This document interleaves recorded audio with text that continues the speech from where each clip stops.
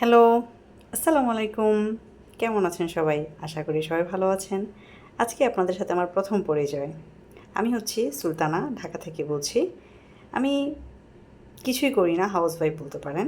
তবে আমার শখের মধ্যে হচ্ছে সবচাইতে বেশি ভালো সময় কাটাই আমি যেটা নিয়ে, সেটা হচ্ছে রান্না।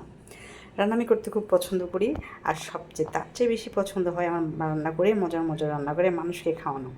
সো আজকে যেহেতু আমার ফার্স্ট ইন্ট্রোডিউস, তো চিন্তা করলাম আমার পছন্দের খাবারটা দিয়ে করি। সো আজকে আমি আপনাদের জন্য নিয়ে আসলাম শামি কাবাব।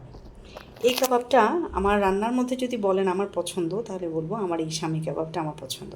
সো চলেন আজকে দেখি অল্পর মধ্যে ছোটোখাটো করে আপনাদের জন্য কতটুকু আমি ব্লগটা করতে পারলাম। এটা হচ্ছে গরুর মাংসর কিমা করে রেখেছি, বেরেস্তা, পুদিনা, কাঁচামরিচ, কিশমিশ অ্যান্ড চিজ। চলেন তাহলে রেডি করা যাক।